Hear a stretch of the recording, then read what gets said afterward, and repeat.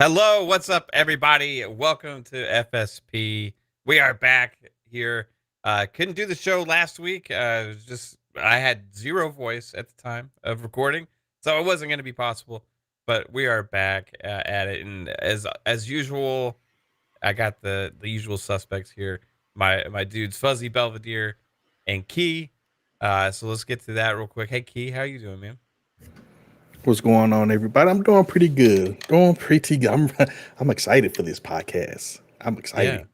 we're kind of rolling with one of your ideas today because it's time. It's time to talk about this. And also, hey, Fuzzy, what's up, man? How are you doing? Doing pretty good, pretty good. Yeah, this is going to definitely be exciting to talk about. So yeah, let's. I've been playing a good bit of Forza, so let's get into the topics. Yeah, yeah. I've been I'm playing ready. a lot of stuff to play right now. Holy crap! But it's also coming up towards wrapping up the year, right? We're on to mid November now. Holy crap! I can't believe it. 2021 just went by in a blink of an eye. It was crazy. I still can't believe it, honestly. But that it was a great year for gaming. We've had a lot of things happen, and it's time maybe we go back and look at the year that we've had and give our grades and opinions on each of the platforms. Because this is a multi-platform show as well, right? We talk about Xbox, we talk about PlayStation, Nintendo, and all the above. So hey, let's dive into that. Like I'm curious. I'll start with Key because this was Key's bright idea. So if we get any backlash, it's Key's fault. So send all of your complaints, comments to Key's channel. I don't want to hear none of it. Okay, I'm just giving you my honest opinions. But I respect it. I respect it. what do you what do you want to start with now? I mean, we got you want to just like get Nintendo out of the way. Yes, I Like you was want to just start with thinking that. that. I was thinking that. Yes. Yeah. Okay, so Nintendo. Wow, what a year. Okay. No, they had Metroid Dread release, right? They had the Switch OLED come out.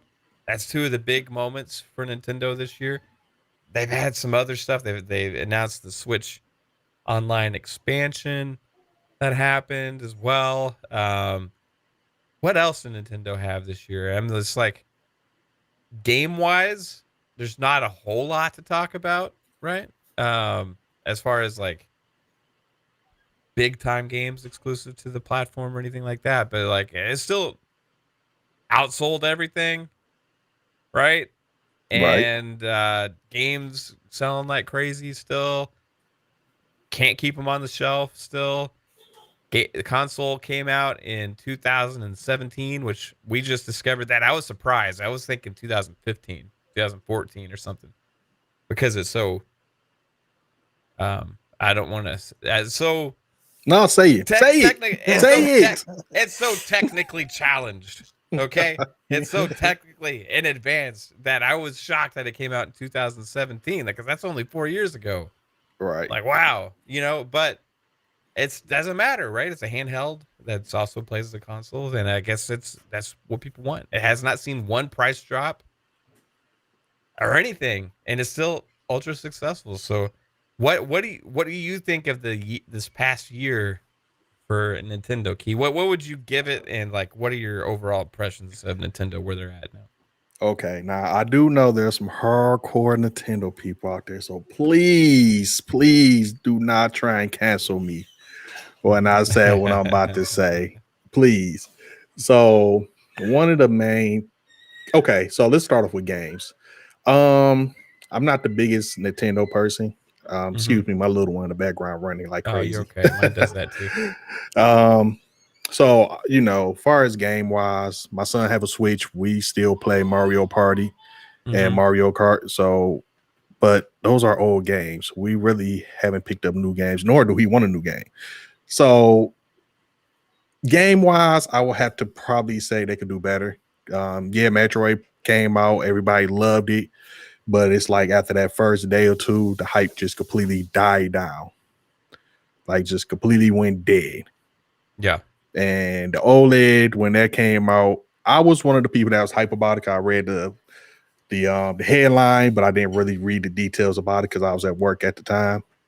And once I read it, I was like, what was the purpose of this? Like, why drop this?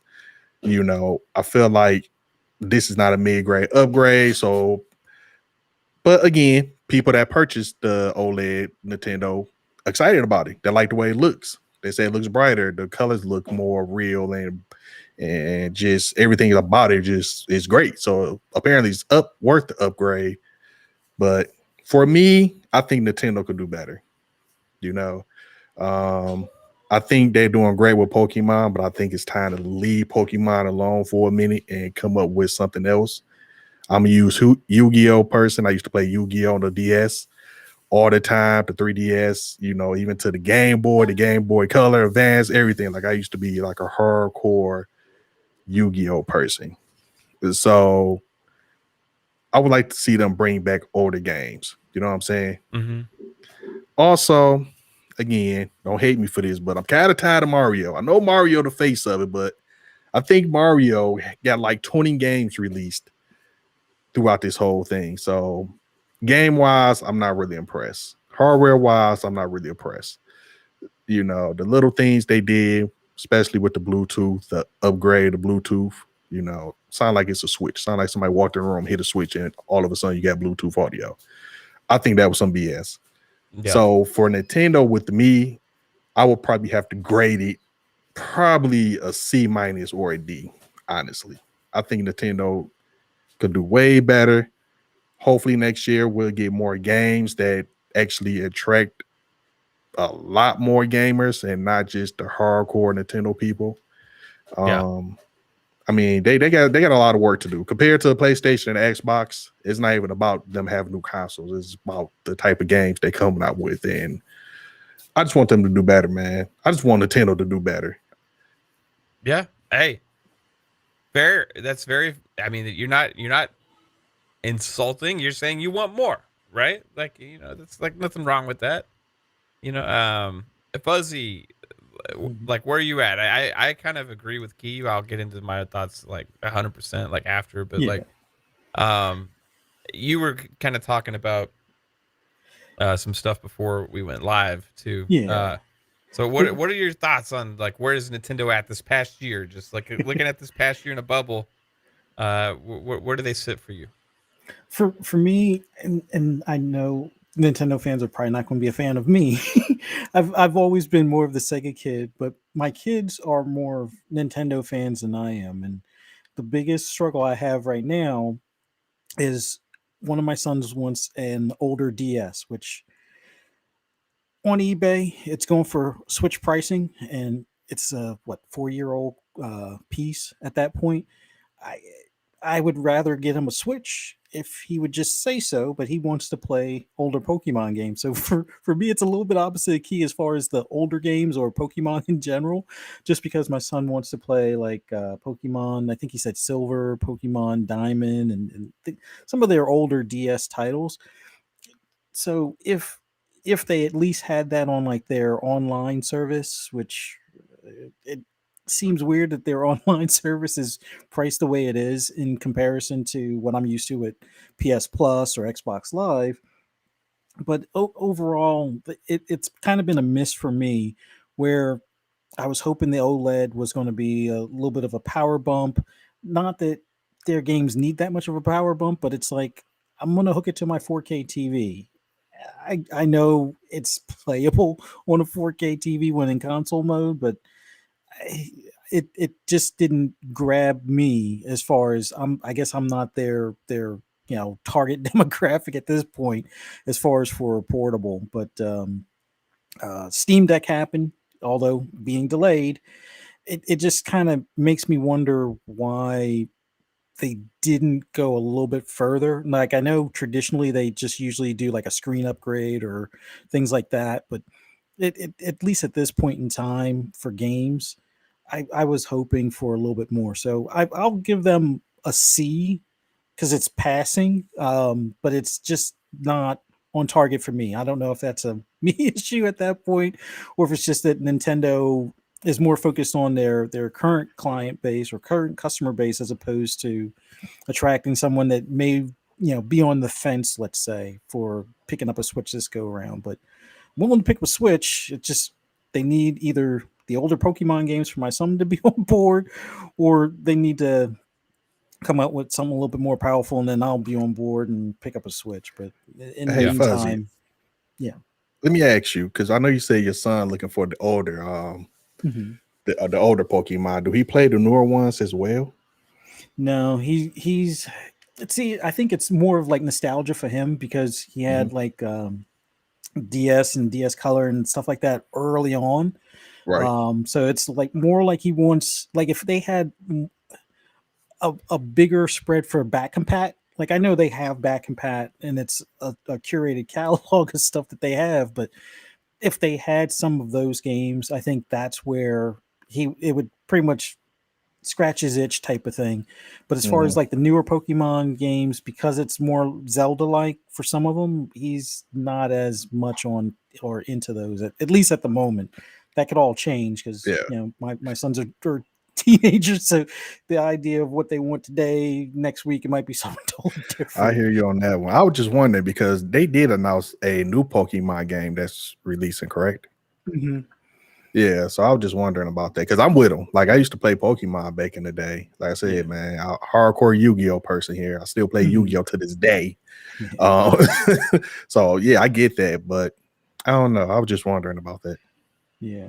So if they expand their back compat catalog on the Switch or access on the Switch, then it may be a different story for me picking one up sooner rather than later. But for me personally, the Steam Deck pretty much hits everything I want. Not that I'm of course I'm missing out on the value of the Nintendo's original IPs, but dare I say, emulators and stuff. I know that's not a good word to say these days, but if Nintendo is not going to have it where they have something that I can quickly jump from playing, Star Fox to, playing Forza or playing Escape from Tarkov. Although I don't think I want to play Escape from Tarkov portable, but something a little bit, I guess, more modern, give or take, and then some of the old school stuff mixed on a hardware piece from them.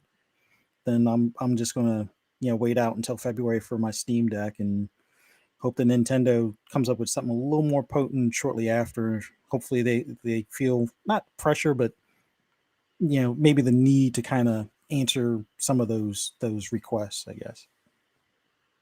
Yeah, man. Yeah, they've it's like Nintendo's such a weird thing for me because they continue to do astoundingly well, right? But they're so far behind in so many ways, and it just racks my brain. Like, how is this possible, right? When you look at the games they come out with, the games themselves like are pretty solid. They're like good. There's some good games, but they're all held back so much by the hardware that they're on that it's like, but as long as they keep selling out like they are, like they don't care about coming out with new hardware. It's like a weird middle ground thing right now that's like so popular that I just can't understand. And I think it's because I'm not a casual gamer that's like that just likes to play on in handheld mode, like on the couch, randomly pick up, play random stuff, like I like to really get into my gaming experiences, like is maybe that's why I don't get it, like I don't know what makes the Switch so popular. You can take it with you. It's portable. I Yeah. think so. I think when we first come on, let's go back. Let's go back to what year you say the Switch came out, man? 2017. 2017. So let's hit 2016 when they announced the Switch. Do you guys remember the commercial they put out?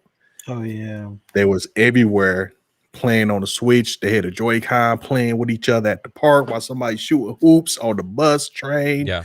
everything. I think the biggest thing about that was the guy got off work, he on his way home, and he put the deck, he put it in the deck and it popped up on his TV. I think Yeah. right there, everybody was like, holy crap. Now it's like, who cares? Yeah. like who cares? Y'all still not giving us 4K. Y'all still not giving us high frames.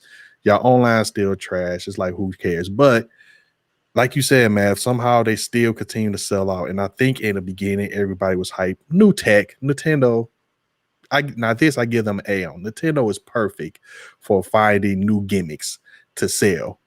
They are perfect, from the Wii, you know, even to the regular Nintendo. You know, you hit the mat that you threw out just to run on it, you know, playing track and field and stuff like that. Like, they always been Super perfect. Scope. Yeah, Yeah. correct. You know, Remember the Super Scope? Yeah. yes, you know, it's like, man, Duck Hunt, like, like they are great for coming out with gimmicks, but I don't know, man. I think eventually that's gonna fade out. I don't know how they. I think COVID definitely helped. I hate to say it, but I think COVID definitely helped with Nintendo selling out like they did. Because I feel like if COVID would have never hit, and the consoles would have released the Xbox Series and the PS5, and there was no shortage of getting them consoles out there, I think we would have been looking at a completely all new hardware for Nintendo. No upgrade, just completely new. I think you're onto something, because it is really the only handheld console, right? Right. Like, so xCloud, you have that where you can use it, but it's still new tech and it's kind of evolving, right? PlayStation doesn't make their thing anymore, right? Either, you know, that once the Vita was over with, they didn't ever come out with the next thing. And then Switch came out with the strongest handheld that they ever have, and then made it also available as a dock. But that's where my issue is with this, because we're sitting here grading this versus consoles. And this is my issue. Because Nintendo, to me, does not have a game console. That's fair. That's true. Nintendo, like, they get compared sales wise and everything to PlayStation and Xbox. The Nintendo thing is not a console. It's a handheld that you can plug in via a dock to your TV. But if it was a console, you would have a lot more power in that device. It is on a mobile chip, right? It is on mobile hardware. It is on outdated mobile hardware. And in fact, new mobile games that come out today that you get on your current day and age phones, you know, your iPhone 12s and your Androids, you know, your like Samsung Note 20s and stuff like that. The games are way more technologically advanced than anything you can find on the Switch. They look better, they play better, they're smooth, they have better frame rates, they have better performance, they have better resolution. You can even play those on your TV with other devices like the NVIDIA Shield and stuff like that. Yep. Yet, because of the ease and because of the Nintendo games that come out, the Switch is a popular thing, but it is not a game console. I will stand by this. Until they release a game console, I feel held back by the Switch. I cannot enjoy the games from Nintendo like I used to. And it's like going back and grading it. I feel like it's unfair because I can't grade a portable handheld system, because guess what? I've never enjoyed playing portable handheld systems, right? And I've never enjoyed playing on the Switch since day one. I've never enjoyed playing on it. So these games that come out, like, and I see these games that, like, I want to be excited for. I want to be excited for Metroid Dread, right? I want to be excited that Bayonetta 3 is coming out next year, you know? And I want to be excited about Breath of the Wild 2. I want to be excited about all these things. Then I think about, oh my gosh, they're going to be on the Switch. And guess what? That device technically is so outdated, and the games are not going to look very good. They're going to be like the resolution and Mm-hmm. frame rates and all these things are just going to perform really poorly compared to other games that are coming out. And it's like, wow, if only Nintendo had a actual game console that was even like somewhat in the same realm as like a Series S or a PS4 or an Xbox One for that matter, Yeah. right? It's like, wow, if they even had something as capable or somewhat as capable as that, what could the games be like that they're coming out with? Like when your innovation comes purely out of the sake of being limited by your own limitations that you impose on yourself, it's not innovation. It's having to get by with what you got. And until they Mm-hmm. care about doing more hardware wise, which they have the ability to, they don't want to because they don't need to, right? Yeah. If they until they actually care more about me as the consumer, I have lost interest in a lot of the stuff that they have. And And I'm the console consumer. So guess what? yeah. I'm going to give them a big fat F for the year because they don't care about me, so I don't care about them. Now for the audio listeners, I don't know if you guys can tell our voice apart, but that was math. That was math. I gave That it a was me. C minus. He gave it the F. Y'all go after that man. Okay. I give it an F for F you, Nintendo, because you said F me a long time ago. I'm just saying, throwing it out there. But you know what?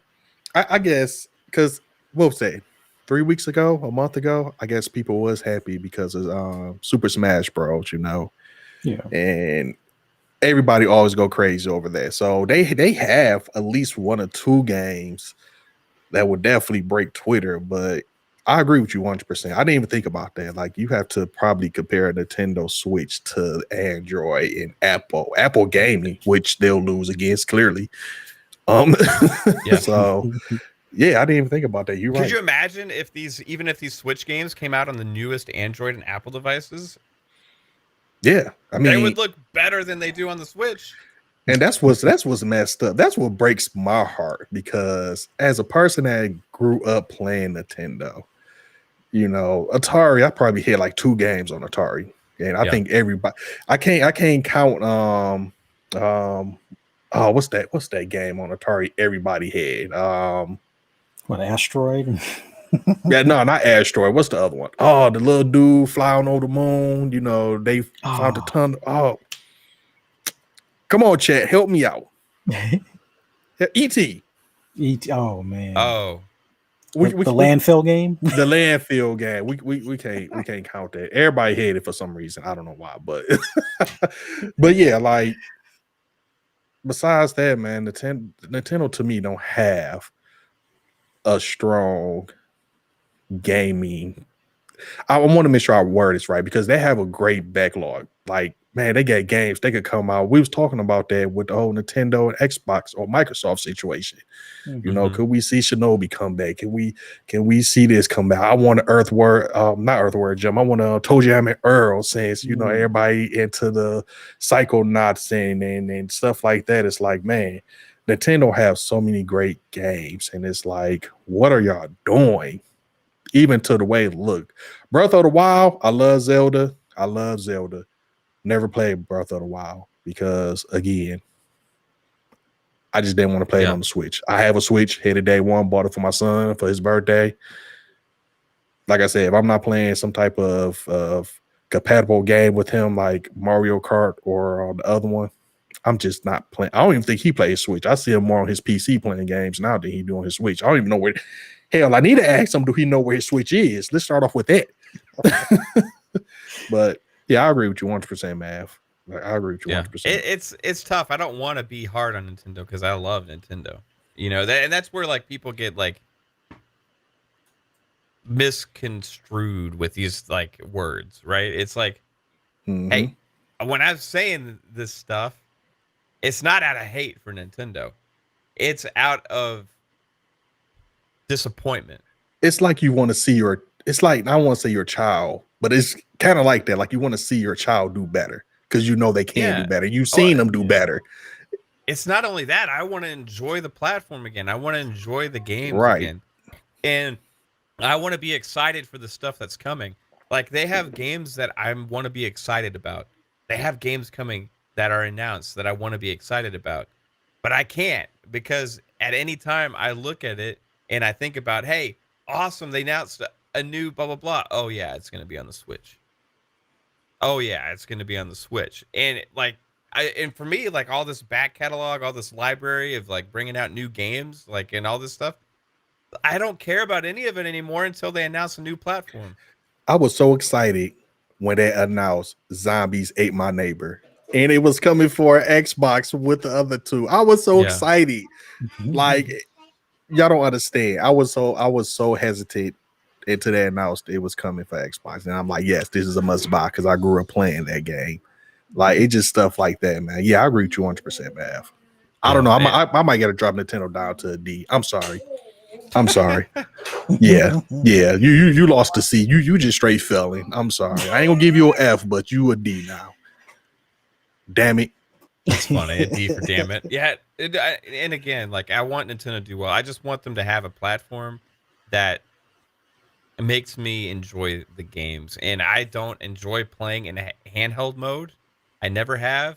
And when I put those games up on a big screen, they don't look good, and it's like I'm traveled back in time and it's actually even worse than that because like it's held back by some just core limitations in the hardware that like makes the games feel a little sluggish, makes them feel like unresponsive. Even the menu system is like like it's not fun to go through. You feel like you're fighting like lag when you're going through the menus. You know what I mean? Like it's just so like limited in so many ways, and it's like, man, the Wii was better for me, right?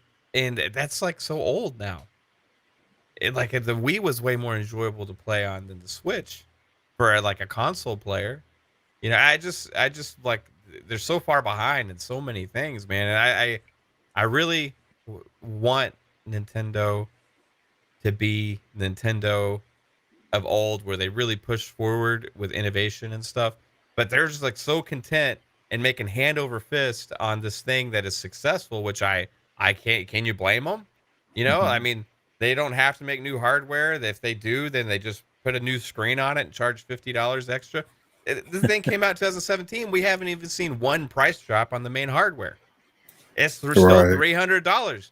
And we have the games all come out at $60, and they look worse than new mobile games that come out that are like $5 or less. Like, yeah, they're Nintendo made games and they play really great, and yeah, they don't have bugs at launch, but they're also, hey, you know what? If every game looked as technically prowess as a Nintendo game, guess what? I bet a lot more games wouldn't have bugs at launch either. You know what I mean? Could you imagine? Having your limitations based on hardware from like Dark Ages? Like you're not gonna have any bugs. You're like freaking making an 8-bit, 16-bit, 32-bit games. It's gonna run flawless. Like what's the challenge? Like Cyberpunk 2077 had a lot of bugs.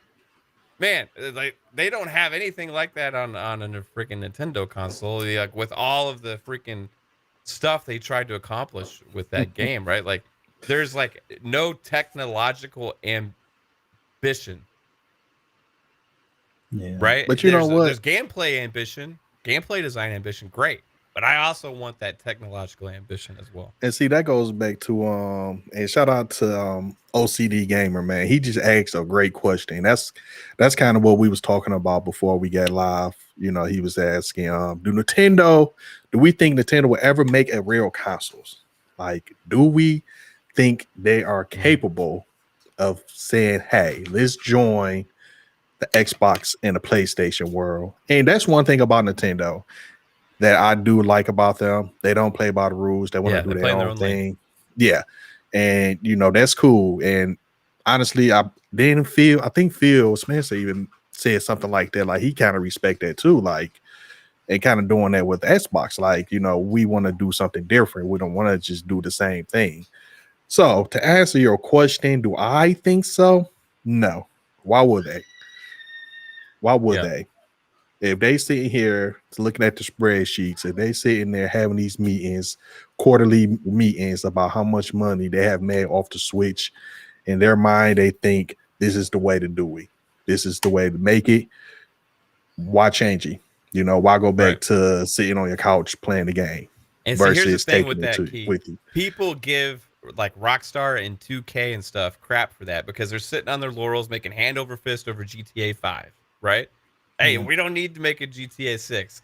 You know, we're just going to keep coming out with GTA 5 stuff. We're going to remaster GTA 5. We're going to give you the like most uh lazy port of GTA trilogy ever, and we're just going to keep making money off of GTA and not do anything new. And people give them so much crap over this, right? But people are so content with taking it from Nintendo, they don't even say anything. Like, this is the same exact concept. You're making hand over fist. You don't need to do anything different. You don't need to do anything better because you're making money. And like, so the thing is like, hey, do they need to? No. But that's different for me than should they, right? But Because eventually a kid's going to catch up. But is it different? Because you sitting here talking about it, I'm sitting here talking about it. Yeah. Fuzzy sitting here talking about it. But guess what, you guys? Guess what? We are on a Switch. Yeah, we I don't all play it. on the Switch. You know? Yeah. So they made a quick grand off us. That quick, you know. So it's like, why would they change it? Honestly. I would love for them to change it. I would love. I agree with you. They're probably not gonna, and that's just sad. You know what I mean? It's sad for me as a console gamer that says like, hey, you know, this isn't gonna happen. It's probably not. I agree with you, and all the people out there that are saying, hey, they don't need to. You know, I agree. Like there's no argument here. They don't need to. I'm just saying I want them to. You know, But just think, because I know we were talking about this earlier, like pre-show. Just imagine if they did decide to go toe to toe power wise, like with the PS5 or the Series X. The whole landscape of gaming would probably be a good bit different. I don't think PlayStation or Xbox would be in the positions that they're in now if Nintendo put foot to the floor, balls to wall even type of deal. halfway. Maybe like That's it, halfway. you I know, mean, yeah. let's be real. We don't want Mario walking around here looking like freaking Master Chief. We're not saying that. No. I still want Nintendo games. Right. And that's the other thing. People think when you say this stuff, you're wanting Nintendo to change. I don't want Nintendo No. to change the types of games they make. I just want a better device to play them on. Yeah, and that's it.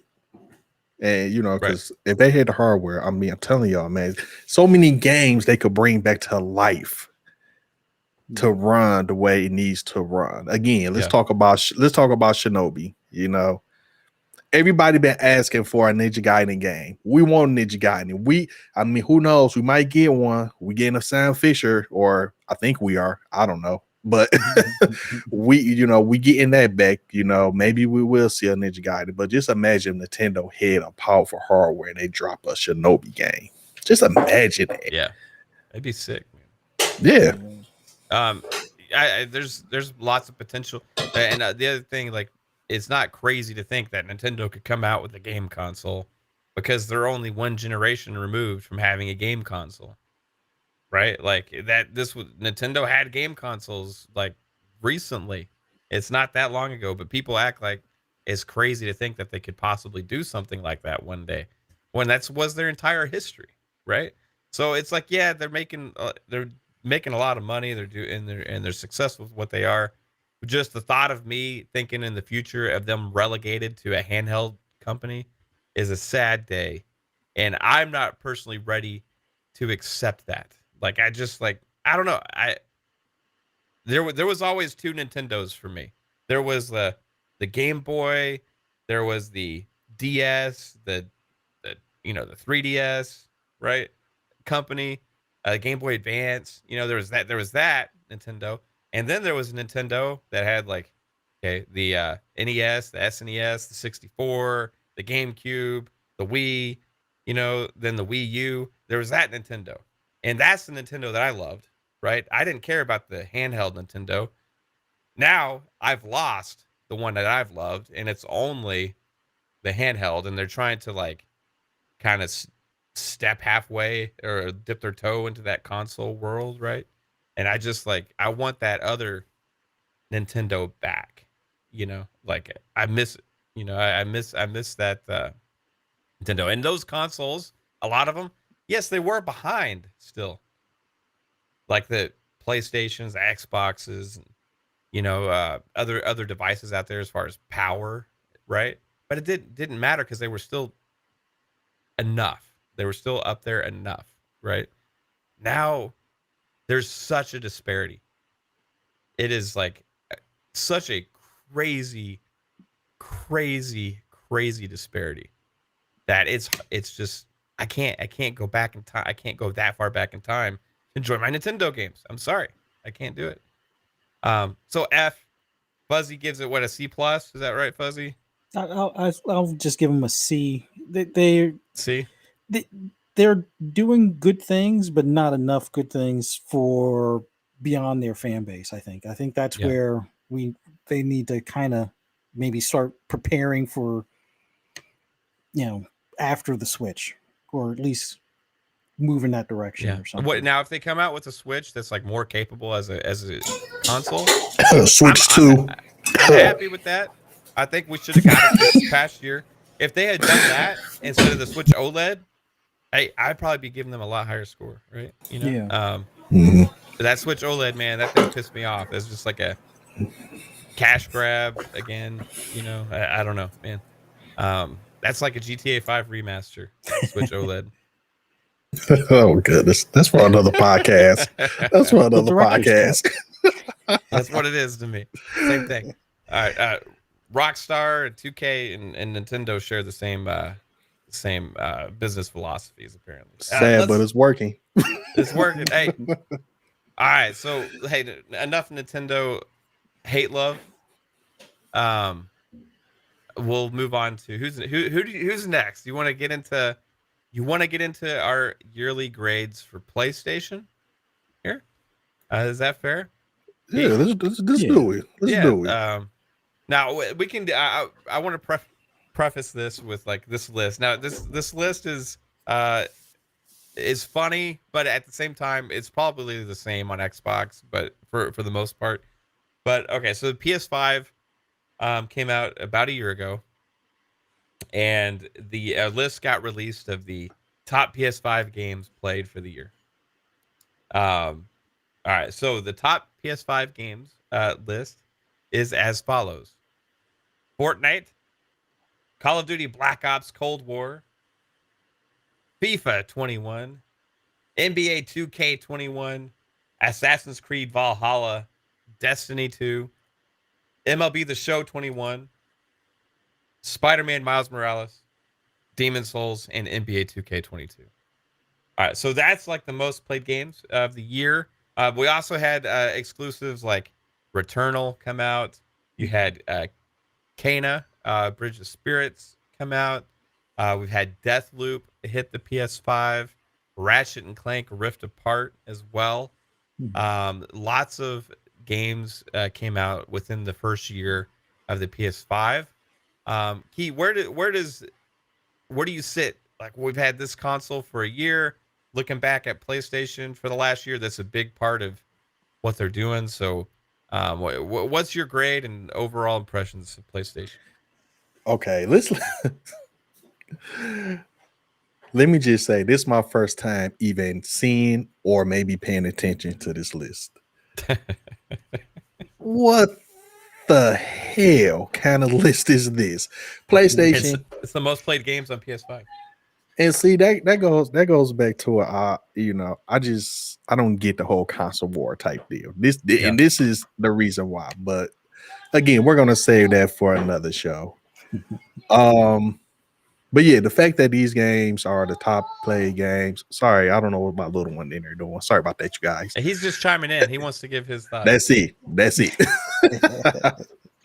But no, like just looking at this list, honestly, it's like two games, right? Two games that's only on PlayStation. Yeah, Miles Morales and Demon Souls. Yeah. So, and that goes back to what I always say when I play multiplayer games. Like, I prefer my multiplayer games on Xbox because I like the way the controls feel. But this list is some BS. Like, this list, if I was Sony, I would be sitting now like, y'all came out with Returnal, y'all came out Ratchet and Clank, you know, even Psychonauts. Like, we know that's, you know, for both consoles, but still, Yeah. it's like you guys should sit back and be like, okay. Do you think Xbox's list is the same probably though? Like, because you know, when we're looking at this like stuff, I don't think so. You don't think so? Okay. I don't think so. Only reason I say I don't think so because of Game Pass, and not saying nothing, you know, good or bad with Game Pass, but it's just the fact of I think a lot of people have played games they would have never imagined playing on Game Pass. A lot of people this year have found a new favorite game because of Game Pass. You know, so yeah. And you know, the show might be part of that list if Xbox ever come out with it, but I don't think it'll look like this. I don't, you know, Call of Duty. We know about Call of Duty. We know about FIFA. We know about 2K, things like that. I think their list will look completely different. Completely different. Right. So I have a like I don't know how accurate this is, right? But like right. Okay, so most played games 1 to 50 currently on the Xbox store. I'll go with the what is this top 10 for PlayStation? So I'll go top 10 for Xbox. Yep. Okay. Call of Duty Modern Warfare Warzone. So Call of Duty Warzone, right? Forza Horizon 5. Warzone not even on this list. It's surprising, right? Where's Warzone at? That surprised the hell out of me, honestly, out of anything. So Warzone, Forza Horizon 5, Fortnite, Apex Legends, Vanguard, GTA 5, which I'm surprised wasn't on the PlayStation list as well. Holy crap. Roblox, Black Ops Cold War. For some reason, there's another version of Vanguard here. And so the Destiny 2, 2K22, and Rainbow Six Siege. And I guess you want to add, because there was 2 versions of Vanguard in there, Rocket League. Now, this is current, I think. This is more current, whereas the PlayStation list was like for the year, like wrapped up, where I think this one is just like, hey, what's currently the top 10 most played games? But it's crazy. There's Warzone and Cold War and Vanguard in here, and there's only one Call of Duty on the other list. But hey, Forza Horizon 5 is number 2. So I mean, goodness, that's like in a short period. I think Call of Duty Cold War, and Assassin's Creed, I think they're on the list because they released with the new consoles. So because they released with the new consoles, people wanted to play it on the new Xbox, on the PS5 to see how it looked more than anything. So I feel like that's the reason why. Roblox, man, I forget about Roblox Roblox. A key thing here is too, a lot of these are free to play, and that's the thing too. Warzone, Apex Legends, Fortnite, free to play, right? Roblox, free to play. That's interesting, but I need to research that some more. That caught my attention, at least. But anyway, just to get back on what we was talking about, far as how I think PlayStation did for the year and my grade for them. I felt like, and again, I'm the type of person, I look at accessories, I look at all type of stuff, right? I got all 3 of my PlayStation controllers here. I didn't buy the headset because my kids, man, every time I buy a new headset, for some reason, they take it and I don't see it. So I decided not to buy the headset, but I just felt like with PlayStation, I think they did something interesting, kind of like what Nintendo did with the controls. I think, to me, what make PlayStation a next-gen console is the controller, period. Not the hardware. We already see how they're struggling with certain things with the hardware. They're lacking with that in certain aspect, but I think truly the controller is what made it special. The haptic feedback, of course, and just seeing it in certain games and how I play. I played it in Call of Duty. I enjoyed it for the first week. I took it off because I'm one of the people, I care about my KD. and I feel like it was messing me up. But when I played Returnal, I loved it. When I played Ratchet and Clank, I loved it. Deathloop, like, you know, stuff like that, I enjoyed it. Mm-hmm. But if you really want to just go off game wise, I think they have a lot to work on when it's compared to Xbox. You know, frame rates doing better with a few upgrades, a few patches, but back then the frame rates wasn't really that stable. Having difficulty hitting 4K at a constantly 4K type level.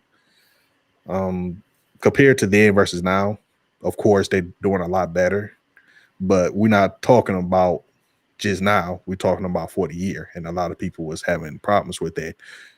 The brick situation scared the hell out of me. That's why I did not complete Call of Duty Cold War, because my PlayStation shut off on me twice when I was playing it, and I knew ain't no way in hell I was gonna get my hands on another one. So therefore, I completely uninstalled Call of Duty Cold War. So I never even finished the game.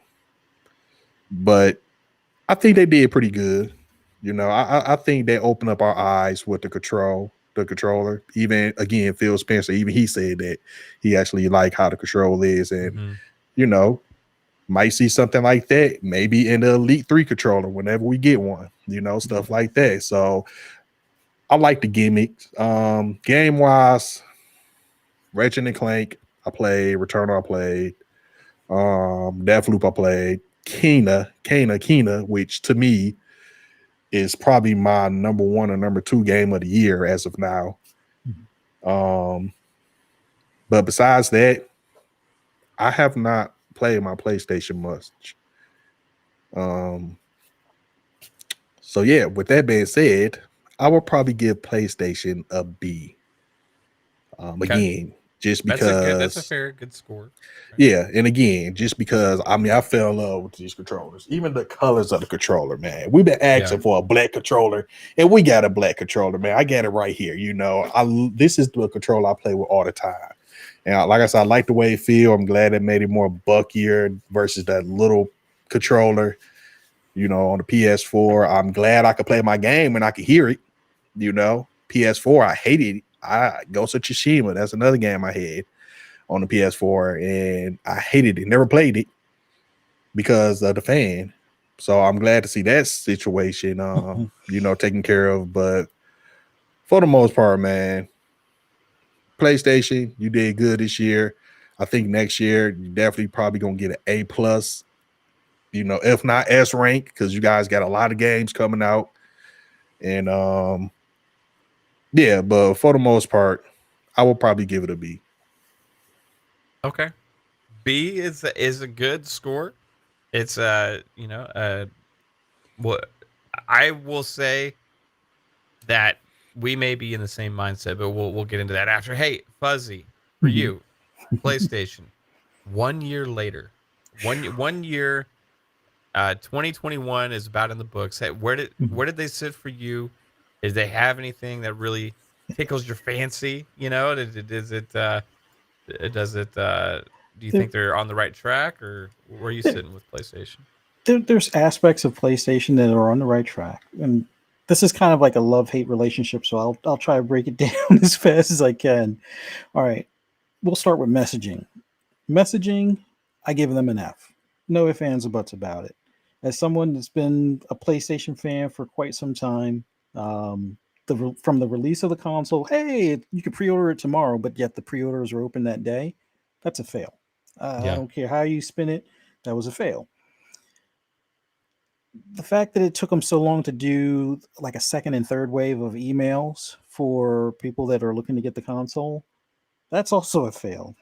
You have your already PlayStation, you know, indoctrined players that want to get the console. You've made it so it's a scalper's paradise. Send out the emails based on your gamer or your PSN amount of hours played and so forth. And they did that with like their top 1% first. Then they kind of like downed it from like down to the top 10%, 20%, and so forth, which applause to them, but they could have probably did that a little bit faster or rolled that out faster to kind of negate some of the scalping. I know they're a business; they just care about selling the consoles. But from a fan base, I mean, I got lucky. I decided I was going to take some of my time off and camp outside of GameStop because that was at that point that was the only way because there was no way of beating the bots. And I'm not paying a dime to a scalper. I'm not paying any markups or anything. I don't do it on cars. I'm sure not doing it on the console. But Fuzzy, what about? Let's not forget what about what Best Buy was doing. Yeah, Well, well, with they the had whole $200 thing just to the membership just to actually get a PS5. Nah, they ain't some BS. Yeah, I mean they could have done better to avoid other outlets creating these weird situations where I understand the popularity of the console, and I'm not going to put all the onus on PlayStation, but they could have handled things a little bit better so people can get their hands on the console that want the console and not have it where it's being hoarded or making a membership thing where you have to buy a bundle. I mean, truth be told, bundles are I don't consider them that bad of a deal, but it is kind of shady, and I hate when places do that. But it I will say from a messaging standpoint, they failed us. Also, the we believe in generations, but yet some things are still cross generational. That's also a fail. Now, messaging is not the biggest part of the score for the console, but it's one of those gripes I have with them. The charge me $10 for the controller features when I already bought the console and the controller to play Ghost of Tsushima. Like I bought the DLC, but just tell me it's going to be $30 instead of 20, and oh, you have to pay a $10 upcharge if you want the controller features. No, just make it so it's I don't have that option. I would be better off just saying, okay, I'll pay the 30 for the DLC for the PS5 and not look at you sideways when you tell me I have to pay you $10 to use the controller the way it was intended when I already own the controller. It's like if you, although some BMW fans will probably look at me sideways on this as well. It's like you buying a car and it has heated seats, but yet you have to pay extra for the heated seats when it's already in the car. BMW tried to get away with this because a lot of people like to lease those cars, and instead of buying it outright, you don't want to pay $1,500 for the heated seat option. Oh, you could just pay $5 more a month on your monthly payment. That I get it what they're trying to do, but I just hate that kind of nickel and dime thing. Just tell me what the bottom price is or out the door price is, and I'll be good. And but that once again, that's just messaging. That's the only thing I'll give them an F on. Now, as far as the games that they provided over the past year, Demon Souls wasn't my jam because I'm not your Dark Souls type of player, but I did pick up Spider-Man Miles Morales, and the only issue I had with the deluxe edition where you got the 2018 Spider-Man is that the save didn't carry over. Now I'm not the biggest trophy hunter, which great if you're a big trophy hunter, you get to play the same game over again and get all new trophies for it. That's cool. That's not me. I would have rather just continue my progress because I last generation just had a PS4. Didn't get the PS4 Pro for whatever reason. I guess when it came out, my wife wanted to get the Nathan Drake PS4, so I wound up getting that because originally the plan was just to give her my old PS4 and me get the PS4 Pro. But hey, got to keep the wife happy. Happy wife means happy life. So, but as far as the games that came out, Miles Morales was awesome. Ratchet and Clank was awesome. A bit shorter than I would have liked, but still an awesome game nonetheless. One of my few platinums from this past year. Deathloop was awesome. Can't wait till it comes on Xbox as well, but I didn't feel like waiting. Picked it up on my PS5, and it's one of my favorite games from this year, as well as Kana. That was another one of my favorites for the PS5. Was hoping that Gran Turismo 7 would have been released a little bit sooner and that it was not cross-gen. Only reason being is because I would like to see more cars on track or more features that are not possible, quote unquote, on a PS4. Not that that's going to make it bad in any way, shape, or form. It's just that I want this game to be full on next gen. I mean, if you want to worry about the PS4 customer base, we still have Gran Turismo Sport, which I still play, not as often because now Forza's out, but nonetheless, they had a pretty solid lineup as far as for this first year.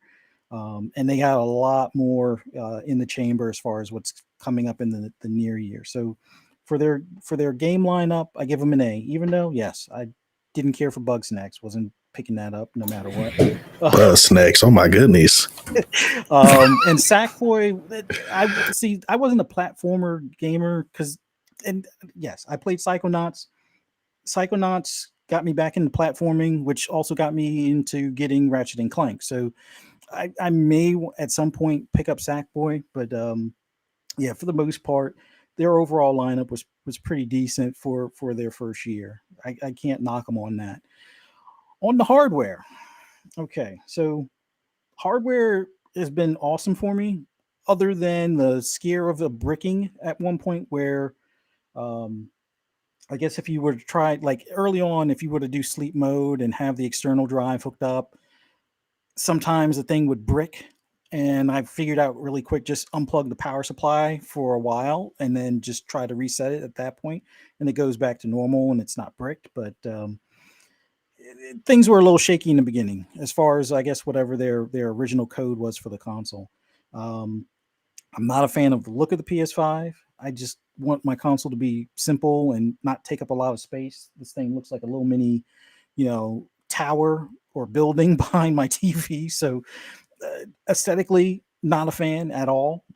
But functionally, it is awesome because, like Key was saying earlier, you don't hear the fan. That was the biggest thing that I hated about my OG PS4, was that playing any game for anything more than an hour, it sounds like a jet plane is behind your TV. I don't care what model PlayStation you had, but I guess some of the PS Slims later on were fine, and the PS4 Pros later on were fine, but those original PS4s, No, it wasn't. so, It's not. so at least they solved that main issue. Onto the controller. Controller is fantastic. Is it a gimmick? Yes, but I like gimmicks as well. The only thing that they didn't fix with the controller is battery life. Now, I used to be the guy that would buy two PS4 controller or two PS controllers, have one on charge while I'm playing, using the other one. I didn't do that with my PS5. I'm the only one that's going to be playing on this PS5 because the rest of the household barely plays on the PS4, other than my wife playing like Don't Starve or something like that every now and then. So I only bought one controller. I'll probably wind up buying the black controller, but I kind of figured they're going to do a black console with the black controller, so I'm kind of waiting to see if that's a thing next year. But all in all, didn't get a second controller, so I'm not about that. Oh, well, one will charge while you use the other one, because when you play something like Astro's Playroom, it's an awesome sensation to feel the raindrops that are hitting your character on screen. You can feel them through the controller. That's awesome. But if you only want 4 hours of battery life with this internal battery that you can't replace, well, I guess you could replace, but there's no need to replace. You just have to recharge it. If you only have one controller, that means you're only playing for 4 hours. Well, I'm retired now, so I can play for 6, 7, 8 hours if I want to. But apparently, if I'm going to have the haptic feedback on like I guess the strongest setting, or even the medium setting, or just on in general, I'm only going to get about 4 hours of something like Astro's Playroom. Now, other games, it lasts a good bit longer, but they're still lacking in battery life when it comes to their controllers versus even the Elite 2 with its internal battery. So I'll knock them on that, but other than that, that controller is awesome. As far as the extended or expansion drive, it's workable. It was a bit of a hot mess when they had to go through that whole beta thing and then trying to say, oh, well, you can only use certain ones. I haven't bothered with it yet because, like I said, I'm only buying basically their exclusives right now. So I still have some space. Then I can transfer them over to the external in the meantime type of thing. But yeah, for the most part, while it's convenient that you can use the same one as like what I have in my PC, they could have handled it a little bit better, maybe partnering so that way you have ones that are specific, or it's like, oh, PCIe 4 and PlayStation 5, type of thing, which I think some of them are starting to put labeling on their packages, but it would have been nice to have that from get-go as opposed to, almost a year later or like 8 months later. But overall, outside of the little minor complaints here and there, I would give them like an A-. And the minus, like I said, it's because of the side stuff. It's not that it's egregious beyond, you know, playability or ownership, but it is annoying, or it's a bit of a nuisance in some regards. But overall, I give them an A minus. Um, can they improve? Sure. The lineup that they have for this upcoming year with Horizon, Forbidden West, and Gran Turismo 7, and you know, possibly God of War at the end of the year. We'll see. I know Ghostwire is going to be in that mix as well, and hopefully, was it not Dogma? What is it? I forget the Capcom game. It's like a space game that I really want to play. But they got a decent lineup coming, so I can't fault them on that. Look forward to what they have for next year, and you know, let's see if we get a new console in a different color. Like I'm waiting to see if they do a Ooh, custom console in the future. oh god, I'm a sucker for that. But you know what? I do want to bring up something I actually forgot to mention.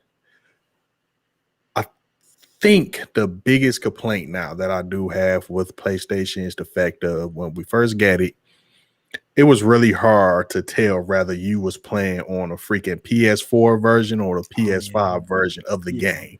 Mm-hmm. When I tell y'all, I have it's so many games I have quit because of that. Because you could tell, but you couldn't tell, and depending on what's going on as far as the frames or how certain things look, they used to really irritate the hell out of me, and the amount of space that it took up just because of that. You know, I completely forgot to mention that.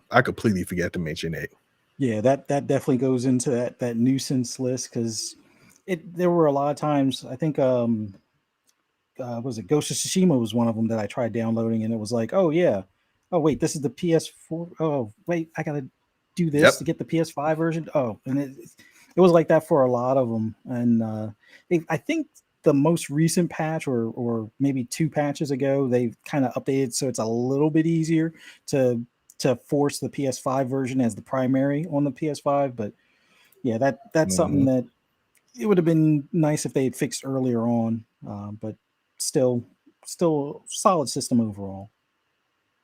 Yeah. Fair score. It's a high score. A minus is a great score, right? I mean, I think Rip into him, Mav. Rip him to him, baby. no, I'm just here's the messing thing. with you. Like Nintendo again. Nintendo alert. Yeah, no, we're not. This is nowhere near at the level of Nintendo, where I just say, like, with Nintendo, it's like my heart hurts. You know, it's like, Yeah. With PlayStation, it's a little different because like, I wasn't able to get the PS5 until, probably about I think halfway through the year this year, right? I've had it for a few months now, and for a while I was without a PlayStation period, which is first time in a long time, because I had traded in my PS4 Pro because I had the PS5 pre-ordered, right? I had managed to get a pre-order day one, and it was supposed to come out in a couple weeks. Traded in my PS4 Pro to get one of those good GameStop deals, anticipating getting my PS5, and then I got my pre-order got canceled by Target just randomly, right? So then I was without a PlayStation period, and I'm like, okay, I'll get one soon, but it ended up taking months. So as far as the pre-orders and stuff goes, like there was a lot of issues, right, with the fighting bots and how they did things. I will say though, out of all of that, to kind of go back like with what Fuzzy was saying, one thing PlayStation did do well with the pre-order system is having the reserved list for their like PlayStation Plus members and stuff, right? Getting those emails to be able to like say, okay, this is for you guys to get in, right? So that's something Xbox didn't do. That was kind of surprising to me. Like, hey, make sure your fans can get one. Now they tiered it in a way that I don't necessarily understand, right? Like with PlayStation, but eventually, Pong got a one of his reserve emails, and he was able to share that with me.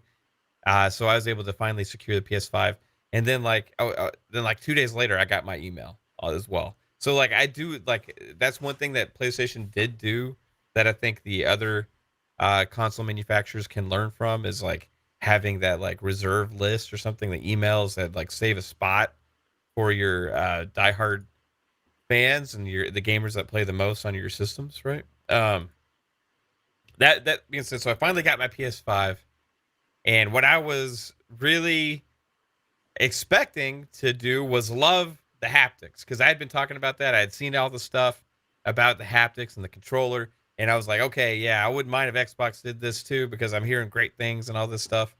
But man, so I love the controller for the new ergonomics of it. I love the feeling of it in your hand. I love the new triggers. I love the fact that it actually feels like triggers now. You know, I love the size of the controller, but man, I hate the haptics. I haven't like seen it used in a game yet that I enjoy the haptics. Like, and I'm not talking about the like sometimes like it can add something for like the controller when it's like you feel that extra rumble and stuff, but like the triggers, the way they like lock up on you and stuff, like playing Ratchet and Clank Rift Apart, I had to turn it off within like 5 minutes. It was just making me angry, like feeling Yeah, like I that's had to press extra hard on a trigger just to yeah. shoot a little. And that's the problem I was talking Yeah, about, because with Call of Duty, I turned that off immediately. yeah. Immediately. Like I said, I did like a week of it, turned it off, never looked back. It felt more like a gimmick of like something as opposed to something that's actually useful to enhance your experience. Now, Spider-Man too has it, and I didn't enjoy it in Spider-Man either. Like, I didn't really see the benefit or value of that. However, I do like the controller now. I do appreciate that. I just don't care for any of the implementation yet I've seen from haptics. Maybe with GT7 coming around the corner, right? Yeah. You have a really good opportunity there to get into the feel of the like revving the engine and like the resistance of the pedals and stuff like that. But like I like Tony Grasso says in the chat, he's completely opposite. They love the haptics and hate the feel. And I think a lot of people are in that a lot of people love the haptics. That's what I was excited about, because I kept seeing that from everybody. For some reason haptics just didn't click for me. They just feel distracting. They're taking me out of the experience instead of enhancing Mm-hmm. the experience for me. So that's where I am with the haptics, but I do love the controller. I just turn it off. I just turn the haptics off, right? Um as far as like the I think now I will say that I think there's potential for it to be utilized better, right? In games that can Of course. enhance them. So I am glad the feature's there. I just haven't had that experience yet where it clicks for me. Like Astro's Playroom, everybody loved that, right? And I Haven't just played it. felt like I was playing a technical demo of like a thing. I didn't really feel like I was enjoying the game at all. I When you felt was like, playing that math, I came into the stream for a hot oh, did second, you? and it's all I seen. You like,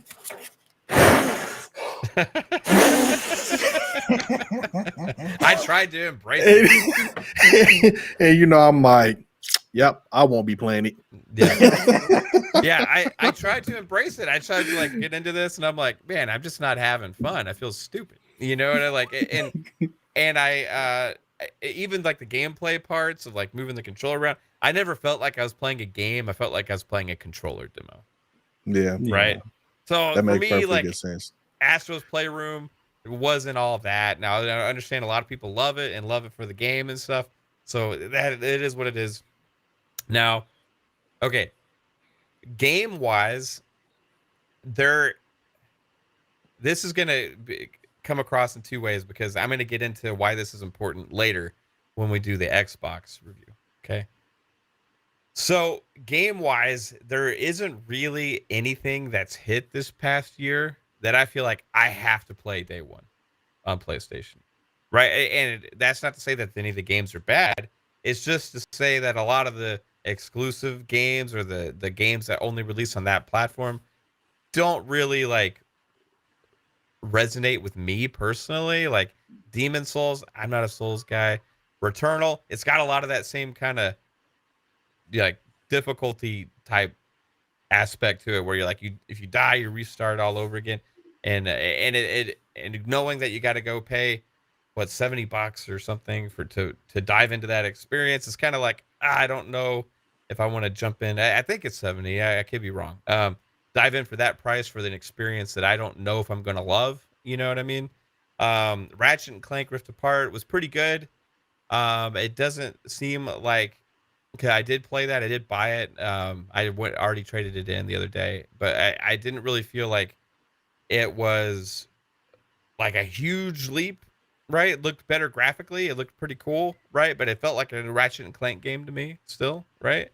Um, there is some other what else came out? The Deathloop came out. That's one that I guess hit the hardest for me. Yeah. That I one think is it like the best. was Deathloop. You was playing that other game. What was that game? I was asking you. I was at work when you were Oh, streaming was it Fist? It's no. Oh It was the yeah. other game. It was like it was like a bird view type games taking down Oh like yeah, some. Tribes of Midgard. Yeah. That one's a huge disappointment for me. But so that game is good, but there's no social aspect on PlayStation where people play it or like really get together. Like I have friends on my friends list and stuff, and I just reaching out to people, hey, anybody want to play this game? But like you can't really play it solo and have a good time. So you got to kind of reach out and like I don't know, it's like the social aspect of PlayStation is kind of dead. It's kind of weird. It's hard to get a group together to play a new release like that. Like where that one was like in their presentations and their showcases, right? And like I was excited. Oh my gosh, this looks like it's going to be really cool. And guess what? The game is really cool. But you can't really do much solo and there's really nobody out playing it or none of your friends and stuff really like it's just like that social aspect is kind of missing, right? From a lot of their games. I think that game um probably would serve better like in like a Game Pass type situation, right? Where like you really force people to get together and play. But as far as like so that game came out, it kind of like was big into their presentations and it kind of just disappeared immediately, right? I remember like Asa from Game on Daily was playing it too, and he had like the same experience that I did, right? We were both kind of excited for it, but nobody was really playing it, you know. So there was that, then there was yeah, Deathloop was really good. That game is probably the star of the show for this past year on PlayStation for me. Miles Morales was great, was really good, but again, it felt like it felt just like Spider-Man. It was like no, it wasn't really much of a difference for me. It's just more of that. So it felt more like an expansion, right? And that if I didn't have PS5 and I had the PS4, like I could have gotten a lot of the same experience. The one thing difference being 60 frames, and that's where the most of the benefit for the console comes in for me, right? Is playing older games and some of these other newer games at 60 frames. But the main thing was like there was a lot of good games, but there's nothing that made me want to go and pay $70 for each one of them. Right? There was like I can wait. I can wait on everything that they released and play it later for cheaper or hope that it hits PlayStation Plus. And I think that's one thing that I want them to implement better is some kind of system where they can get their games into a service day one, right? To take away that barrier. Because I don't know. Some of them I would have played or tried if I didn't have that $70 entry fee, right? Into it. And is it too much to say that we should just expect all things to be in a service like Game Pass now or something like that? Probably so, but at the same time, like for me personally, unless it just really resonates or clicks with me, I'm gonna have a hard time spending that kind of money on a game, right? So I'm just gonna wait. I'm just gonna wait and be content with waiting. Console wise, though, like before I got the console, I was like, oh, a lot of these people are talking about the hardware limitations and all these things and stuff. And like, is it going to have issues? Is it going to overheat? And all of these things. My console has had zero issues. It runs great. The system is super fast and smooth. The games launch quickly and run really well. Some games look fantastic on there and just absolutely run like butter. And as far as like games and a system to play good new games on, I feel like it is a great device. I feel like it is definitely worthwhile of the price, and I have no regrets whatever getting a PS5. And I am excited for games coming out this next year that I am more excited about day one, right? Like Gran Turismo, like Horizon Forbidden West, things like that, that I think are maybe I'm going to find more value in day one on those, right? So um, this past year, like there's a lot of pluses, minuses. So I'm going to say B, right? It was a solid B for me for PlayStation. Some of the misleading stuff was annoying, right? Like Fuzzy was saying with messaging, right? For me, though, I saw past a lot of that stuff as just like mixed messaging to the hardcore, or letting their hardcore fans spew a bunch of misinformation for them, right? And then releasing the real information after the presentations, right? They release the real info after the presentations. That's what they've always done. And so it didn't really bother me as much as it's just funny seeing all of these like diehard people just be blatantly wrong all the time, right? Because they're being lied to. And it's like hilarious. But as far as the console wise it goes, I'm enjoying it. I don't play it anywhere near as much as my Xbox, but I would say like again like a solid B. Great device, great place to play games. Some pluses and minuses for me. Really looking forward to the next year though. I think it's where it's really gonna shine in 2022. So that's where I'm at right now with PlayStation. And Yeah, yeah, go ahead, Keith. I do have a question for you guys because Yeah. I kind of, I'm trying to go back and play some of the PlayStation games and Xbox games. Honestly, Mhm. so many games came out this year. It's hard to complete them. But have you guys beat any games on the PlayStation yet? Just Ratchet and Clank. And see, I didn't finish that. I didn't finish it either. No, I have not. I have not finished one game on the No, PlayStation yet. I've yeah, just started a lot of them. no, I finished Ratchet and Clank and did the extended to get the platinum, where you have to level up everything past 6 or something like that. Um, I've come close on Deathloop. I'm saving a run through because I kind of messed up on timing because I jumped from Deathloop to Kana and then back to Deathloop because Kana is a good game. It's a pretty short game, but I didn't want to finish it just yet. Deathloop I wanted to finish, and then something on the Xbox side I think distracted me. I think Insurgency came out, so Yeah. Deathloop I just have to do one run of killing all 7, and then well, there's more to it. I understand, but I got to do that one last run because I think I've spent more time exploring all the side stuff. But those are the only 2 games I've come close to, or those are the only 2 games, one close to finish and one finished. Yeah, I just found that pretty odd on my end because, like I said, only game, and it's not an exclusive, but only game I beat was Resident Evil 7. 8. Wait, 7. Village. Yeah, Village. Let's go with Village. Yeah, 8. That's 8. Yeah, 8. That's the only game I have completed on a PS5. And again, I have Demon Souls. By the way, that game looks amazing. Yeah. That's it to me. like first time even playing that type of game, and I might could get into it, but there's another game that come out. I'm putting it down and probably won't return back to it until there's a drought. But I just found that pretty weird on my end because I kind of want to do a game of the year type deal, and I want to complete these games before I really give my opinion. But I don't know. Even to Deathloop, I didn't finish. I'm probably 2 hours into Deathloop, which is odd because I was excited for the game, but another game I Were didn't you complete. enjoying it? I was enjoying it actually. Yeah, I was too. enjoying it. It just again something pulled me away from it. Returnal. You're a grazer like me, Key. That's the thing. Like you always want to play the new thing. It sucks. Me, It sucks. It's like goodness. And not to praise Game Pass, but it's like Game Pass saved me some money because I feel like I wasted a lot of money on the PS5 games, But yeah, I just found that odd. Like even like I said, Kana. Love that game. Love the music. The music just does something to me. Love it. Love the gameplay.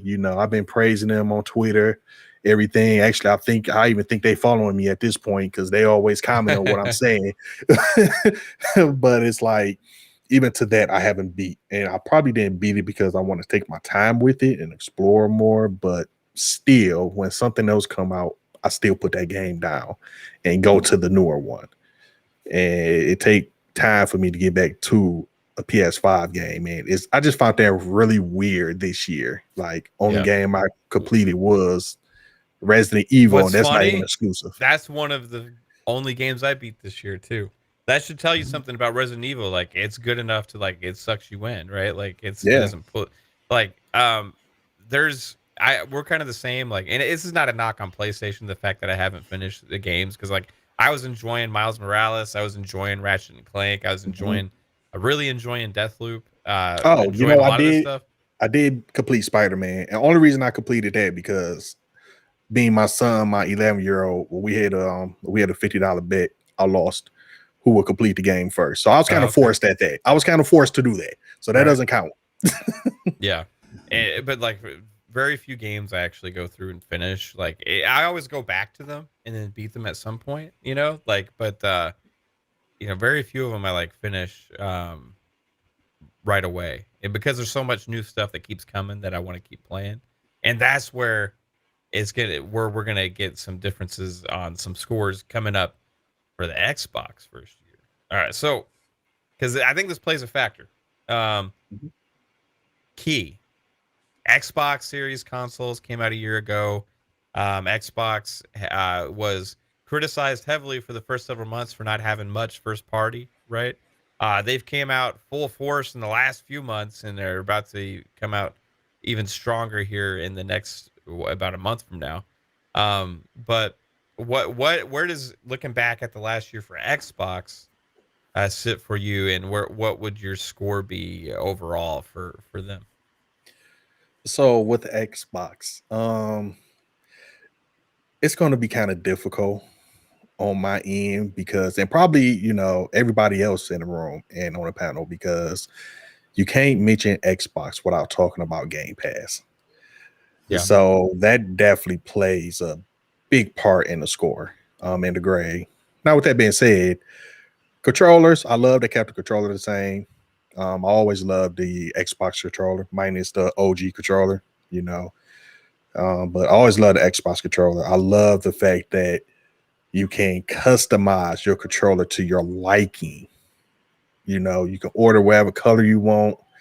Like, I love that feature. As you guys, I don't know if you guys can tell or not, but I do love collecting the controllers. So I love the fact that there we go. That's that right there is beautiful. Let me tell you, that's a beautiful controller. Yeah, that is a beautiful Xbox controller. Ultimate controller. Yes, and I love it. I love it. And see, that's what it's about. Like, people want to make something that's different. We all love Xbox, but when it's time to play and you pull out your favorite controller, it's like that's special. That's special. So I'm glad they brought back the design lab. I'm glad they brought it back. Hopefully Monday, who knows? Fingers crossed that we might get something as far as the Elite dipping into the lab, but who knows? So yeah, as far as the controls go, I'm glad they kept it the same. I'm glad they added the share button. I have been using that more than what I thought when they announced it and added on to the controller. I was like, who cares? I didn't care. But here I am posting clips and pictures on YouTube left and right because of that feature. So that's a plus. Hardware wise, I'm beginning to be a little disappointed in the hardware. And I guess that's more of a software issue than a hardware. Like Fuzzy had put a poll out talking about one of the issues he was having. And my comment to that was, lately, ever since they did the update to have the homepage and the 4K or whatnot, my store, my Xbox, Microsoft store, whatever you want to call it, my store has not been working correctly. So if I go into the store to buy a game or look up a game, it would not activate at all. I would have to reset my console, like a hard reset, everything. It seemed like every day I'm getting a new update on the store, and it's mind-boggling to me. And what games that I was playing? Forza I realize when I go to like snap a picture or do a recording, my game would kind of lag and flicker a little bit. I don't know why. So I don't know what's going on as far as the software and I don't think it's a hardware issue. I think it's a software issue. I think if they come out with an update, but then again, I don't know if everybody else having this problem. So I'm beginning to get a little worried and scared because of course you can't walk in the store and buy one of these if it breaks, you know. So I am beginning a little worried about that. Game wise, yeah, we didn't get much games, but this was the year of indie games and I enjoyed it, you know. Death Door, I played that. Not my cup of tea. A lot of people say that's the game of the year. Still seeing people saying that's game of the year. Wasn't my cup of tea, but you know, I enjoyed playing it. Wasn't on Game Pass, of course, but the fact that it was on Xbox and I was able to play it, you know, that was a big thing. Game Pass definitely made Xbox a success this year. Definitely. Rather it had your favorite hit game on there or not, it's just the fact of you was able to go back and play old games in a higher frame rate. You know, quick resume, again, another feature I never knew I needed in my life, but here I am. Quick resume all day. You know, turn on the Xbox, hit my Forza, start me off where I am. If I don't want to play Forza, go to another game, see that quick resume feature pop up, I'm good to go. So I think they did really good as far as features, but game wise, like I said, Xbox Game Pass, man, carried Xbox to the finish line for me. I'm quite sure I'm missing some more stuff. So, you know, I'm gonna be jumping in when you guys talk about whatever, because I have a lot to say with Xbox. Like I said, Xbox, I think I talked about I'm an Xbox player. Let me put that out there. I'm a gamer first. I'm an Xbox player second. I play a lot of games on my Xbox, you know, especially my multiplayer games. I play on Xbox. I PlayStation console. You know, I play my my exclusives on, but for the most part, I'm all Xbox here. So with that being said, if I had to really give it a grade, for me, I would probably give it A minus or B plus. And again, reason being because the future for Xbox is hella bright, hella bright. And you know, Sony sees that, Sony's scared, you know, as we seen from the last state of play, whatever the hell that was, just to kind of get some attention. It seemed like every time Xbox do something, PlayStation got to announce something. You know what that was? That was a mistake. Yeah, that was a mistake. You know, but yeah, like Xbox, man, next year, 15 months, man, it's so many games that I cannot wait to play on Xbox. It's unreal. And a lot of them is going to Game Pass. A lot of them is going for Game Pass. Hell, look how many people was playing not Left 4 Dead, what's called it? Back 4 Blood. Back 4 Blood, yeah. I mean, look how many people was playing that because it was on Game Pass, you know. 3 of my friends, they bought it on PlayStation. I'm like, okay, see you on Discord because I'm not buying it on PlayStation. I have Game Pass. You know, it's like, but again, you can't talk about Xbox without Game Pass, and I think Game Pass definitely carried Xbox, the console, to the finish line. So besides little hiccups here and there, I am worried about what's going on in my system. I do have the Xbox Halo Edition reserved. So I don't know what's gonna happen with this one. I might got to put this one on display and use the Xbox Halo one. I don't know, but yeah, Game Pass carried it to the finish line. I'm gonna stick with an A minus. I'm gonna give it an A minus. Not perfect, but definitely higher than the other two. Okay, right on. Fair enough. That's another good score. You know, yeah. I think that made some good points there too. What about you, Fuzzy? Like you're sitting back now. Yeah, you got the year retrospective here to look back at your last days on Xbox, and you're kind of coming from you were more last generation, more PS4 players. So this generation is very different for you, right? Yeah. Going into it. So, where do you sit looking back now? Well, I'd like to say from the start of the generation, I've been nothing but happy with one like minor hiccup, and he kind of hinted to it with the poll I put it up earlier. Um, when it came to their announcement, they were completely transparent when they said, "Oh, the pre-orders." I know some people weren't as fortunate to get the pre-orders done when they said they were because some sites crashed, including the Microsoft site, which that goes to show how much traffic was there for that. But I was lucky. I figured, let me make sure I have my account already ready to go, signed in, card information, and all that stuff updated.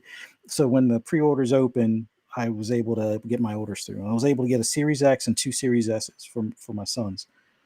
Went without a hitch, other than the site crashed, I think 3 times, but got all 3 orders in, no problem. Even called Microsoft just to double check. I want to make sure these these are actually in the system, and that you're not going to accidentally cancel them, thinking I tried to order, an S or ordered the second one by mistake.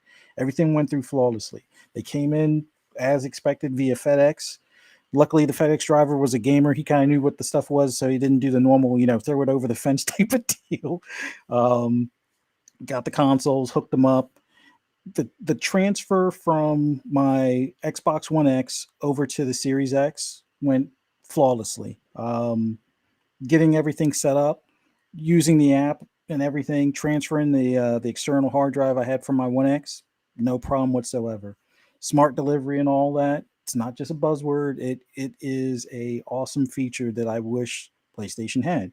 Um, that being said, the older games I had, eventually some of them getting 60 frame boost, others, I think from get-go we had the auto HDR from get-go, so it was like a lot of these games, some of them I haven't played in maybe a year or two, like Mad Max, one of my favorite underrated games.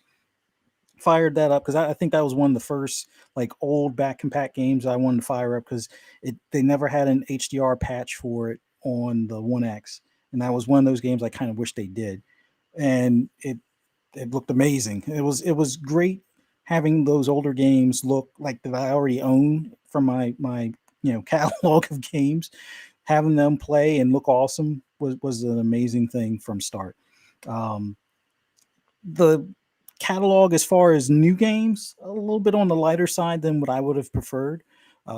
Having the Xbox One not really at the launch of the previous generation, but shortly after, I had like Dead Rising 3, Forza Horizon 2, and a few other games. Sunset Overdrive, all at like fairly early on. There wasn't, although be it that was like the second year I think when the Xbox One came out versus like the first year of the Series X. Not quite the same catalog, but the fact that I could play a lot of my older games in better fidelity with updates, and I've mainly played my multiplats like starting the middle of last generation. Pretty much all of my multiplats were on Xbox, so having that continue on with the Series X and having the 60 frames or the improved fidelity, but even the performance modes where it's got better visuals and it's in most cases running 4K or pretty close to it, or excuse me, somewhere between 1800 and 14 or 1800 and 30, or no, yeah, 1800 and 2160. For the most part was amazing on the Series X. So gameplay wise, things were great. Midway, we got a few updated or a few new games. One of them coming from PC with Gears Tactics, which was pretty cool. They did an expansion for Gears 5 with the Hive Busters. That was amazing. Haven't finished it, but I'm about midway through that campaign, and just the visuals and the graphical updates in comparison to the base game is astounding. Um, and then the fact that they've gone over a lot of their previous games, me being a big Forza fan, they went and retouched, Forza Horizon 4 and a few other games from just the tail end of last gen to make them look like current gen games. So all of that was great. Before we even get into Game Pass, I think my only gripe that entire time was their DVR system. Like coming from being mainly a PlayStation guy previous gen, um, until about midway, let's say, uh, their DVR system, you can record anywhere from 15 minutes to an hour. Clips, I don't think between my PS4 and my PS5, I've ever had an issue where a clip didn't record or that it crashed or that trimming it was an issue. It's never been an issue. Now, I know on the PS4, it was a lower resolution. It was like 720, I think was max.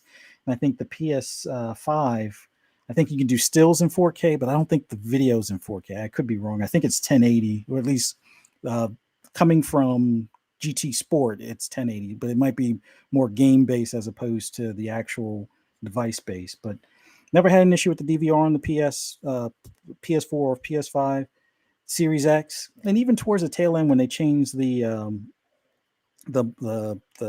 I guess you could say the operating system for the One X, the DVR is kind of taken a bit of a performance hit.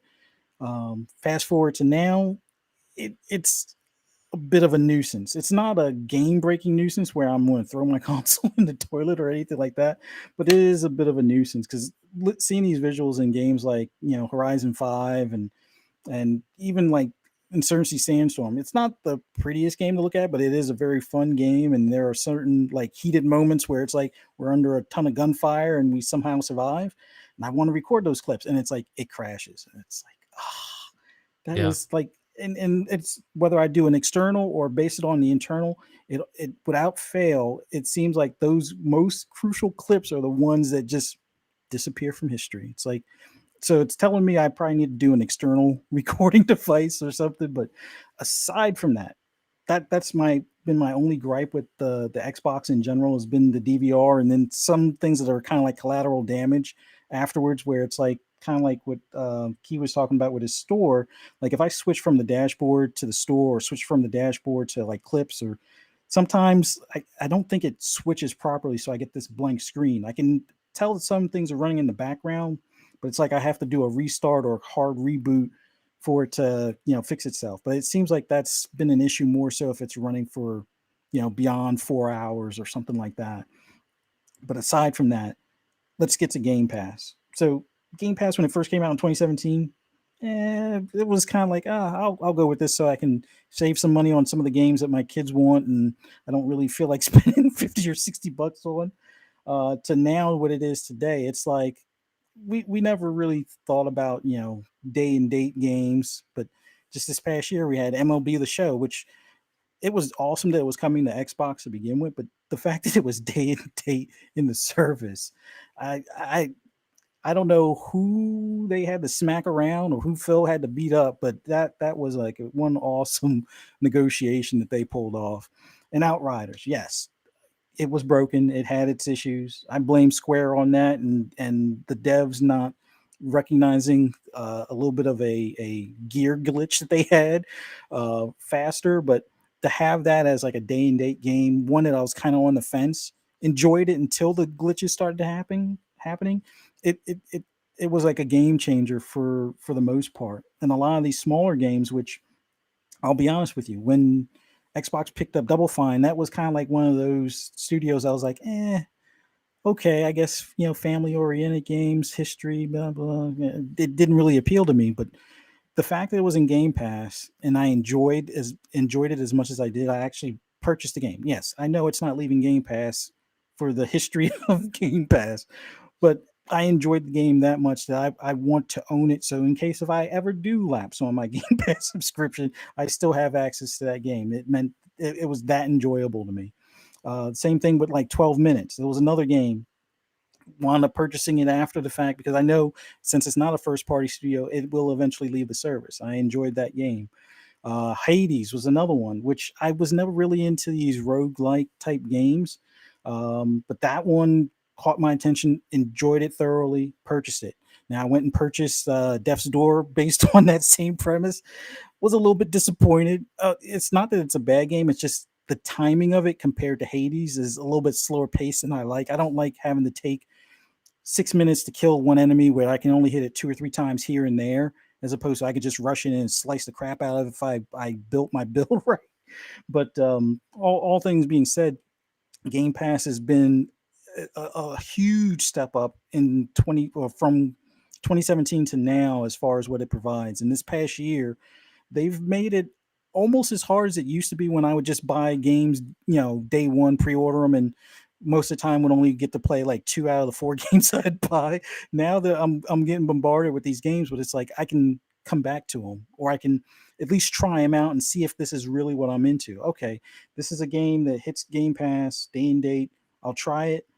I could even try it in the cloud and not have to worry about taking up space on my hard drive and stuff. So just all of the factors of Game Pass, at least Game Pass Ultimate with the cloud and PC and console and stuff like that, the value that it adds to that console, like I even with the DVR issue and some of the other minor issues as far as like the dashboard, I would still give Xbox an A, but I know we had made mention of like an S category with adding Game Pass. I really do feel it is S category or S territory at that point, just for the fact that we've gotten a small inkling of what it's going to be like moving forward with Age of Empires dropping. So if you're a Game Pass Ultimate subscriber, you got that on your PC. And yeah, it'll eventually probably come to console. We'll see if it's mouse and keyboard or controller support. We'll see. But we got Forza Horizon 5, which I'm a huge Forza Horizon fan, which I didn't have to buy the game outright. I just bought the add-on pack, and I'll buy the full game later, even though I know Horizon games usually stay in the service at least 3 or 4 years. But when they have that one on sale for the full version of it, I'm still going to wind up picking it up at some point. But it's just having that type of listing coming on a regular basis or every 3 months with a first party game. And like next month, we're going to have Halo in there.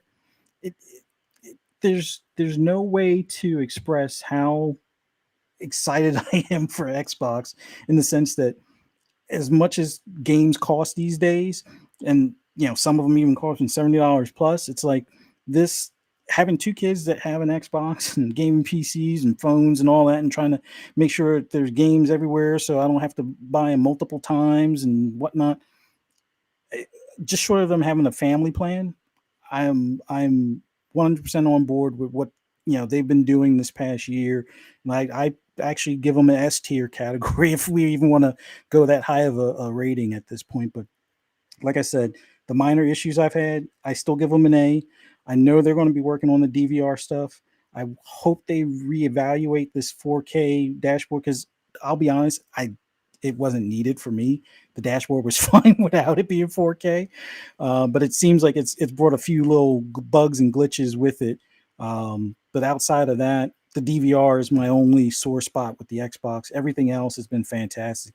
The games that are in the pipeline, the games recently released, the games that have come through, Game Pass, the hardware, the dev kits and other studios or outside first party studios getting more used to the dev kits and things like that.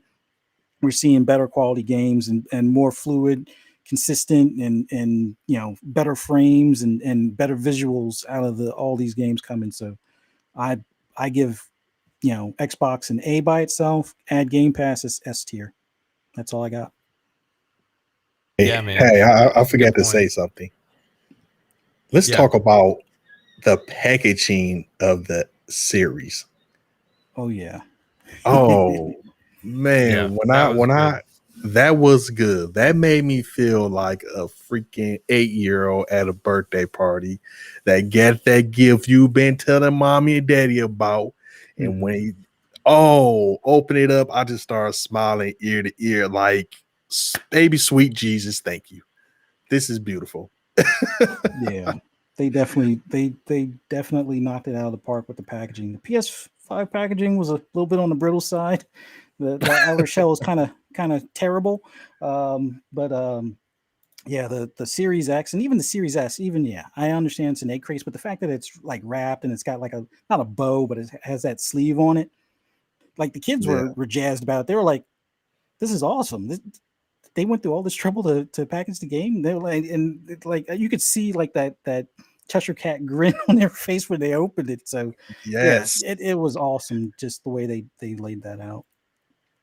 Yeah, that was great packaging. It was like It's like, oh, you can hear like Yeah, it's singing in like the background as like angels. it's You like know, the it's like light that came out of it, you know, the little warm light, golden light that came out, hit your face. Like, oh man, this is awesome. yeah, I kind of up under my breath was like, gosh, I love you. And my wife like, huh? And I'm like, huh? Nothing. yeah. Like, And you compare that to opening the PS5. It's like it's so like different, man. But yeah, like, I mean, at the end of the day, it's just packaging. But but it's just it's just something like special about that. attention to detail. You know what I mean? As far as the experience, and they talked about that before the consoles came out about the experience of getting your console and opening it. They put some thought into it and stuff. And it was like interesting to see them going that deep into detail. So it's like when you get it, it like already gives you that level of pride right away, right? Whereas like maybe on PlayStation, you have a little bit of a feeling of, oh, this packaging is cheap, so they don't care about me as much. You know what I mean? It's like, and it's just a mental thing. It doesn't mean Yeah, anything yeah, because obviously, like the packaging works fine either way. You know what I mean? right. It was Yeah, just, because it's gonna it's end just, up in a corner or in the trash, yeah, or you know, so yeah. yes, and they get scratched up or beat up or in shipping Hmm. and stuff anyway. Like my Series X box is like banged up on the corner. You can tell Yeah. somebody dropped it in a warehouse. You know what I mean? But like as far as like it goes though, that experience of like just opening it up and the Series S too. Because I got to open both. Like I got Yep. unboxings on the channel for both of those and the PS5. So like check those videos out if you want to see the experience. But most people here have kind of already know what that is, and if you're hanging out here in the chat. But Xbox for me, man, it's like yes, Game Pass, right? And here's the thing, like you can say, like I think I saw somebody in the chat was saying that like being dependent on Game Pass or whatever, like, and if Game Pass didn't exist, like what would Xbox how well would they be doing? The thing is, like, regardless of whatever, hey, Game Pass does exist, right? And it's a big part of it. And because that's the focal point and focus that Xbox is taking, right? So because Xbox has made it such a crucial part of their platform, it has to be considered with these things because it is their goal. Their goal is subscribers. Their goal is not purely devices, it's ecosystem, right? It's being in multiple places, it's growing the subscription, and that's the new Xbox. So it's like judging it now is not just purely based on hardware anymore, right? And it's about more than that. And yeah, so going the one thing about when we got the Xbox and there's you hear a lot of the talk about, hey, there's not anything to play, there's nothing to play. Well, it's like I had the completely different experience. Because for me, even without new big huge games releasing that were exclusive right away, there was still an abundance of stuff to play because of Game Pass and all these games dropping in there all the time, constantly. Every week is like something new. And then you add on top of that all of the features that they put in to enhance your back catalog. That's the key. That's the other thing. Like going into it, automatically Xbox put a focus with this generation moving into the next of backwards compatibility and not only just making things playable, but enhancing the experience and adding value to what you already owned and have been playing. So there was a reason to actually go back and play this other stuff. And it's not just, oh, people on Xbox only play old stuff now because there's nothing new.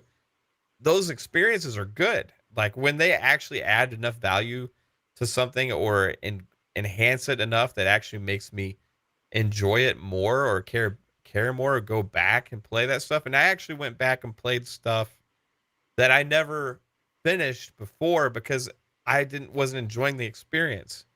But then now with the enhancements, you're going back and playing these things. It's like it feels like a new game. It feels like at 60 frames and stuff. It's like wow, this is new. And I remember the first new game that really did that for me was Assassin's Creed Valhalla. When I saw that huge world that we're in, running at 60 frames on a console, buttery smooth. I knew that things were different now for gaming forever, right? Because like loading into the world instantly, running around, no hindrance in the frame rates, just like it was crazy. Like the game this big looking and performing this well on a game console, like that's just different. That's just different now. And like, so, but that, yeah, granted, okay, so you had that on the Xbox. That was the multi-plat game. You had it on PS5. Um, but you had all these games like come out into Game Pass, like Death's Door, like 12 Minutes, like freaking Outriders hit MLB The Show. All of these things just kept hitting and giving you like, oh, okay, let's check this out. Let's check this out. Even like Octopath Traveler hitting in Game Pass, right? Like, and it's like this constant wave of never running out of things to play. And this is where I get into that difference between the PlayStation and the Xbox. Because the barrier for entry into the games that are coming out, I don't have to make that decision. Right? Like when it comes to like a lot of those games that I felt like I could wait on the PlayStation. Like I felt like I can wait on this. I feel like I can wait on this. I don't feel like paying $70. I don't feel like paying $60 for this because I don't know if I'm going to love it. Right? That's been something that gamers we've all always had to battle with. That decision of, is this game, am I going to like it enough for $60-$70? So what did we do back in the day? We rented things at Blockbuster, right? We rented games back then. Good old Blockbuster, baby. Good old Blockbuster, man. We didn't know like if that was worth that one game you could get that month for $60, or you know what I mean? So like you rented games and stuff, right? This is like that to another level. For over a decade, people used GameFly in the same way. Like a lot of people use GameFly, and this is taking all of those concepts and moving it to another level to where now, hey, if Miles Morales and Deathloop and Returnal and all of those Ratchet and Clank, if those had all hit in day one on a service like Game Pass, hey, I'm trying it day one.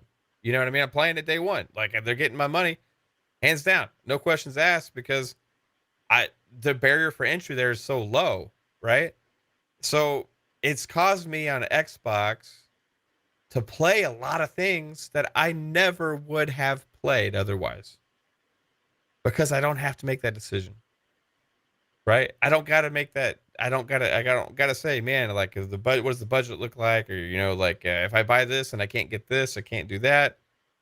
It's allowed me to try so many different experiences, which has enhanced my life as a gamer, because I've experienced so much more stuff that I never would have otherwise. And it's made me realize I enjoy certain types of games that I never would have realized I liked. It makes me spend more times in certain kind of games that I never would have liked.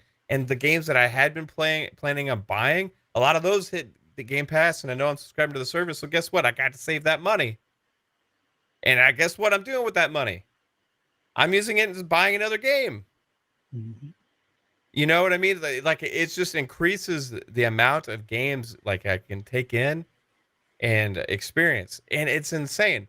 So combining that with the quality of the performance of the hardware, with the getting a lot of these things at 4K 60 or 60 frames, you get the fast loading times, you get the enhancements on all the backwards compatibility stuff with auto HDR, the FPS boost. All of these things, they just keep compounding themselves on top of each other to this like experience that I've had that felt like one day it would be a dream, right? One day, could we have a game console where it plays our old games better? One day, could we have a service where we get to play everything day and date? We don't even have to buy the games. One day, could we do all this? The answer is yes now. Not only that, you can take your games and play them on a freaking phone. Or you can play them on your PC via a browser. You can play them on your TV with a streaming stick. Coming soon. It's insane. So when I look back at what they've accomplished for Xbox, because this is more than just the console itself. This is Xbox over the last year. They've changed gaming forever in the last year. This is going to be one of the most monumental shifts in the history of gaming when we look back at like when things really changed to the point now where now PlayStation is making changes to align more with what Xbox is doing, right? It's like, hey, you know what? Fuzzy, if you got a grade to say like the impact and how well and much they've accomplished in a year, and then you add on top of that, freaking games like um Forza Horizon 5 now and Halo Infinite and all these things that are just smashing, doing great. Mhm. Hey, it's what a freaking year. What a freaking year. S. If Fuzzy says there's an S, and it stands for Supreme. Mhm. And that's the year that Xbox had. Fuzzy, you got to I get like some shot podcasts. Yeah, I love this conversation. I don't want to leave this conversation because it's an awesome one as far as the overall year of all three platforms. But like I said, Nintendo just kind of missed it for me. PlayStation did everything they were supposed to, I think, and can't really complain. A minus because there's room for improvement, but I really think this was Xbox's year as far as like on a hardware level, game wise. Outside of Game Pass, I think they still get a solid A, but Yeah. Game Pass just for all intents and purposes for me having two teenage boys that have gaming rigs, have Xbox Series S's, have their cell phones. Yeah, that it just pushes it up to S tier for me. The only Yeah. additional thing, if they do a family plan, I think I'll probably pass out. Or no, I won't pass out, but Now, see, it'll that be would like be a the dream S come tier true right at that there. point. Yes, that would be the S tier level because I'm like you. I got kids in here too, and it's like, I still own 3 Xbox Ones. So it's like, yeah, I agree with you 100%. Yeah. Yeah, But, man. Well, hey guys, that was our grades. I want to tell everybody out there, check out Battlefield. It's not the buggy mess that people are making it out to be. Yes, Um, I've had a great, smooth experience. Key, I think you have as well, right? yes, I love it. Yeah. Man, it looks so good. But Yeah. yeah, whew. But I appreciate everybody in the chat for watching. Thank you so much, guys. This was our console grade special. Forza Horizon 5. Play it, guys. It's amazing. It's gonna hit 8 million players this weekend. yeah. Absolutely incredible. Hey Fuzzy, let's get you out of here, dude, so you can go to your next show with PTK, Blam, Pong Soul, and Centurion. Where can everybody find you, sir? Well, I just want to thank you again for having me on. This was awesome conversation. Awesome being here with you, Mav and Key. You can find me in the next few minutes at the Shop Podcast with PTK Blam, Pong Soul, Centurion 1307. Shop Podcast been around for some time, and it's like a barbershop chat on gaming kind of thing. So that's my next home, my second home as well. And then on Mondays, if Mav will have me, I will sometimes be on guesting on Absolutely. tidbits for the game releases of that week and stuff. And it's awesome seeing some of those games that kind of slip under the radar and get excited about them and wind up actually picking up some of them. Some of them I probably forgot about from E3 or from other shows and things like that. So once again, thank you guys, thank you chat, and for everybody watching and tuning in later. Awesome show, greatly appreciate it. Heck yeah, man. Appreciate you, Fuzzy. Have a great show on your on the Shop Podcast tonight Yep. on Enjoy the PTK show. Blam's channel. Key. Thank you guys. Hey man, thanks again for doing this with us every week as well. And hey, tell everybody where they can find you, sir. Hey, I love doing this. Like I love doing this. So thank you for putting this together. You and the producer, aka the wife. You guys are amazing. So, but yeah, you can find me on Just Key, of course, streaming all type of stuff. I gotta hurry up and get off too, because my little one, he's on as you can hear.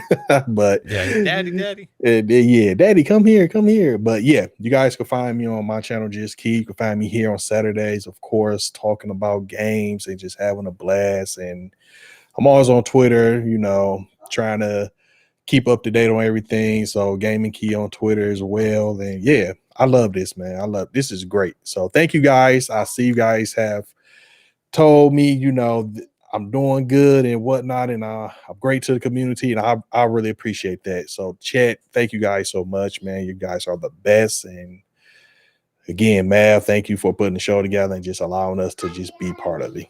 Oh man, this is awesome. Honestly, the show's going like way better than I could have thought. Like with you and Fuzzy and stuff, and like it's just a great time. I love it. It's like a little different than all of our other shows. It has a different like unique flavor to it. It's like awesome. So appreciate you, Key. Chat, you guys are amazing as always. You were just sitting there with like all these awesome thoughts and just killing it in the chat with like just staying in the conversation. It's what I love to see. And you guys are right. Key is awesome. Super glad he's a part of it. Fuzzy as well. So hey, until next time, guys, appreciate you all.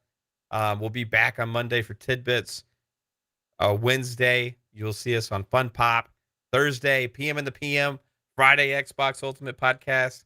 Check out all of our shows on Spotify, Google Podcast, Apple Podcast, and more. Appreciate you all, and I hope you all have a fantastic Saturday night. Bye-bye. Later, team.